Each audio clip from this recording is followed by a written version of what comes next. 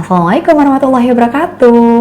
Hai, finally setelah menanti 2 tahun, akhirnya ini adalah episode perdana dari Talk with Nuran. Perkenalkan buat teman-teman yang baru bertemu di sini, saya Nuran Abdat, seorang psikolog klinis dewasa.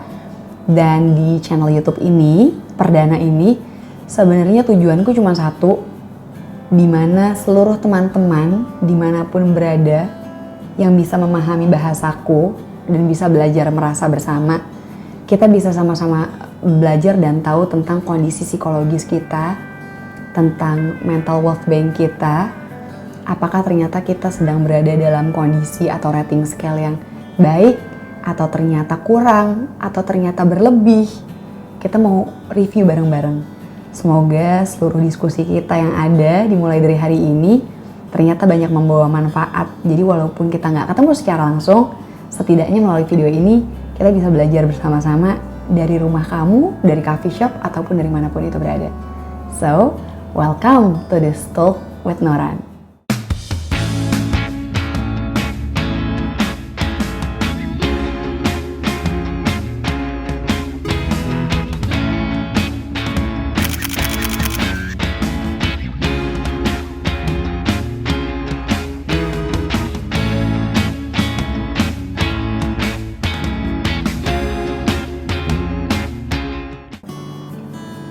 Hai, kembali lagi sama saya di sini. Nah, rencananya kita mau mengulik dengan luar biasa di episode pertama ini tentang bagaimana kita mengenali rasa takut dan rasa insecure. Dan akhirnya how to overcoming this fear and insecurities. Pastinya ya, untuk kita semua sebagai seorang manusia, yang namanya rasa takut itu adalah hal yang lumrah. Bahkan insecure pun itu tetap dalam ranah yang wajar dimiliki oleh setiap orang. Tapi ternyata tingkat kewajarannya itu tidak bisa kita samakan dari satu orang ke orang lain. Ternyata kalau dalam kehidupan rasa gelisah, rasa tidak nyaman, rasa malu, rasa tidak percaya diri itu mengganggu hingga ke pola perilaku kita, bahkan ke kondisi fisik kita, disitulah ternyata yang namanya sisi takut ataupun insecurity kita itu ternyata udah gak sehat. Oke, bicara tentang insecurity. Insecurity sendiri itu apa sih? Kita sering banget dengar di seluruh platform sosial media bahwa ternyata insecurity itu adalah perasaan kurang. Kurang tentang diri. Kurang tentang diri kita sehingga membuat kita tumbuh rasa tidak nyaman, tidak aman. Lalu kita merasa diri itu inferior atau rendah. Merasa rendah diri, kita akhirnya merasa tumbuh perasaan itu gelisah, ragu, dan tidak percaya terhadap diri sendiri. Nah, di sini akhirnya Greenberg, salah seorang tokoh, beliau menginformasikan kita butuh sekali loh untuk menakar tingkat kewajaran dan ketidakwajarannya tadi. Dengan cara apa? Dengan aware sama diri sendiri. Review. Ketika kita mulai takut akan sesuatu, kira-kira gara-gara apa tuh alasannya? Jadi tiap hari kita butuh ruang atau media untuk tahu hari ini tuh rasanya menjadi si diri ini apa?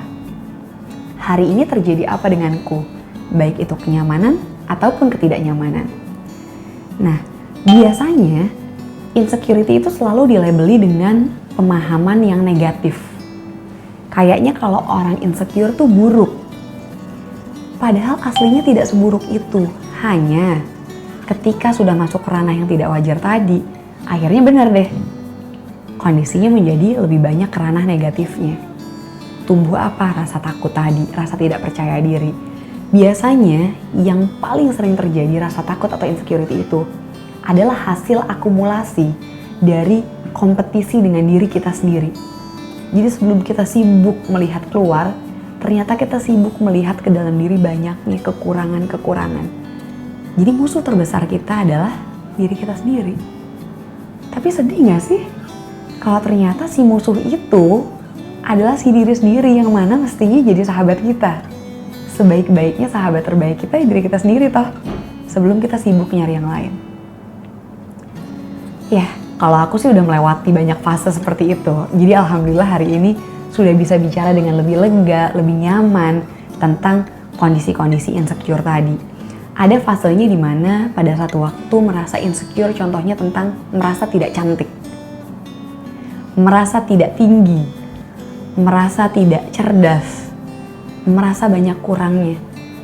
Tapi nanti kita akan bahas, akhirnya gimana sih caranya untuk kita mengenal ketakutan kita, mengenal insecurity kita, hingga akhirnya kita berusaha mengoptimalkan kekurangan-kekurangan tadi itu menuju sisi yang justru lebih baik. Itu yang akan kita bahas selanjutnya. Lalu, akhirnya bagaimana strategi yang tepat untuk menyikapi insecurity tadi? Nah, yang pertama nih ya, coba untuk kenali sumber dari insecurity-nya terlebih dahulu. Dari apa yang ada di pikiran kita dan apa akhirnya efeknya dalam perilaku kita. 2 poin tadi itu sangat penting, pikiran dan perilaku dari insecurity kita. Karena setelah itu kita juga butuh menyadari bahwa si insecurity ini mau kita pertahankan saja atau kita justru ingin fight back. Oke? Kalau dalam ranah psikologi ketika mendapatkan respon stres, ada flight, ada fight. Ketika kita mau menyikapi, overcoming it, berarti cara terbaik adalah dengan fight. Fight-nya lewat apa? Tadi, sadarin dulu bahwa ini sebenarnya memang tidak sehat. Bahwa ini mengganggu hidup aku. Bahwa aku prefer seperti apa, lebih nyaman seperti apa, butuhnya apa. Itu tadi yang kedua.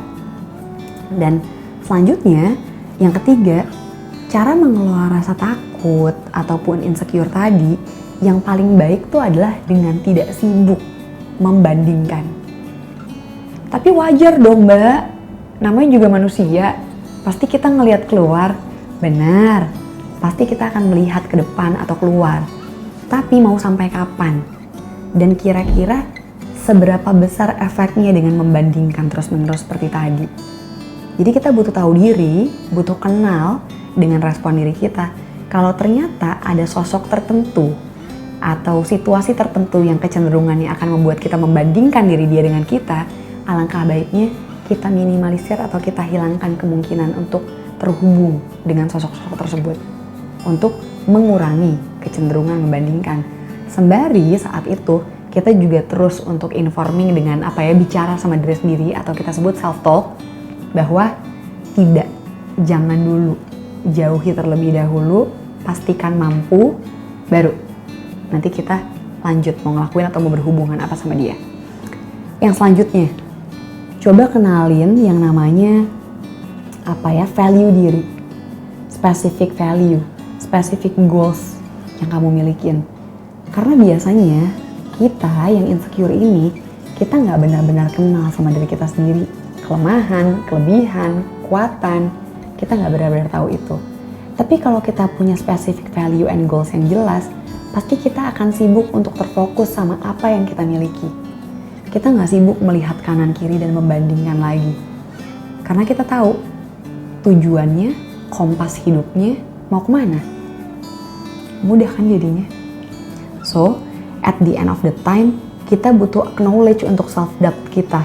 Rasa ragu, rasa bimbang, rasa bingung, coba digali lagi, cari ilmunya, ikutin kelas-kelas online, mungkin bisa lihat juga kelas-kelas IG Live, bisa juga salah satunya dengan nonton YouTube seperti ini dan banyak yang lainnya, untuk kenalin bahwa oh ada sesuatu yang berbeda atau ada yang butuh diperbaiki dari diriku.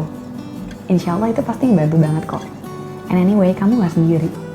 Sama kok, yang mungkin lagi kamu rasain saat ini, itu yang pernah aku rasain dan pernah dirasain oleh beberapa teman lainnya. Jadi kita lagi belajar sama-sama, bergandengan tangan sama-sama secara virtual. Nah, dari strategi tadi menuju ke porsi lanjutannya tetap terhubung dengan bagaimana akhirnya kita menghandle, mengantisipasi situasi seperti ini. Coba deh, karena tadi kita udah mengenali sumber insecurity kita, latihan untuk mengelola emosi itu dengan belajar mengenali, merasakan, mengakui, dan akhirnya mengizinkan setiap rasa, baik itu secara rasa positif ataupun rasa yang negatif, diizinkan untuk dikenalin. Jangan mudah untuk nge-cut perasaan. Lagi marah, faking, tutup-tutupin. bilang kalau it's okay, it's okay. And it's okay to be not okay. Sesuai dengan salah satu film yang booming banget, series Korea, itu nyata kok. Bahwa kalau misalkan kita merasa tidak baik-baik saja, berilah ruang dan waktu sih untuk merasakan itu. Nggak ada salahnya kok untuk lemah. Kan manusia, jadi wajar aja dong. Akhirnya setelah kita mulai belajar merasa, kita jadi lebih mudah untuk refleksi diri. Refleksi diri itu semudah kita belajar menemukan hal positif, hal negatif dari diri kita. Semudah kita berkaca atau mirroring rasanya ya, untuk melihat bahwa apa yang baik, apa yang kurang baik dari tampilanku. Tapi sebenarnya ini lebih terhubung bukan hanya ke penampilan, tapi ke di dalam dirinya kita. Gak semua orang memiliki pemikiran yang salah tentang kamu. Kita butuh kenal itu. Jadi masih ada kok orang-orang yang berpikiran itu baik ataupun positif. Kenapa sih gak melatih untuk mendengar yang positif terlebih dahulu dibanding sibuk mendengarkan yang negatif? Karena akhirnya jadi self-kritik terbesar buat diri kita dong dengan itu. Yang ketiga selanjutnya adalah belajar untuk mengapresiasi diri. Seneng gak sih mendapatkan reward, hadiah buat dari kita? Hadiah tuh gak harus melulu berbentuk barang. Ketika merasa kita tampilannya rapi, bilang kalau gue cantik juga. Kalau merasa hari ini mendapatkan hal hebat adalah hari ini on time, dan kita sadar kalau ini beda dengan hari-hari lain, berikan apresiasi dengan you are doing great, hebat banget, karena finally lo gak telat lagi. Akhirnya kita belajar untuk tahu makna apresiasi yang gak harus datang dari orang aja. Selanjutnya, ketika pikiran negatifnya lagi muncul, rasa insecure yang besar itu, belajar untuk mengkonfrontasi atau bicara kembali, talk back with your insecurity. With your inner voice critic kita sebut. Inner voice critic itu adalah kritikus-kritikus di pikiran dan di kepala kita yang sibuk menggerogoti pikiran kita menjadi negatif tadi. Informasikan bahwa masa sih? Emang aku seburuk itu? Tapi hari ini aku udah melakukan sesuatu yang baik apa ya? Maka kita butuh aware kan tadi. Karena kalau kita nggak cukup aware, kita jadi nggak bisa talk back nih. Itu jadi modal utama.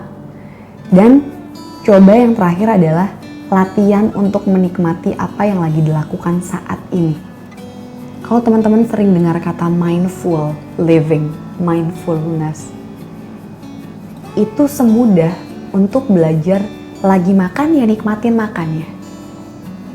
Lagi teleponan ya nikmatin teleponan, ngobrol dari hati ke hati.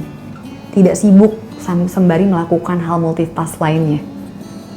Karena dari situ kita akan tahu, oh ternyata menjadi diriku ini gak melulu buruk loh. Ternyata banyak hal indah juga loh dari diriku. Dari situ kita jadi belajar untuk selalu memberikan ruang buat diri kita, semacam break time moment. Karena udah berlatih mindful. Jadi yang akhir adalah kalau ternyata beragam cara itu belum mampu dilakukan atau belum berhasil, tidak ada salahnya untuk meminta pertolongan. Meminta pertolongan gak berarti kamu itu lemah. Tapi justru itu adalah sebuah kekuatan untuk menguatkan diri, merangsang diri bahwa kamu tuh mampu untuk mencari sebuah ruang, mencari seorang sosok yang dipercaya, yang bisa membantu pengembangan diri kamu.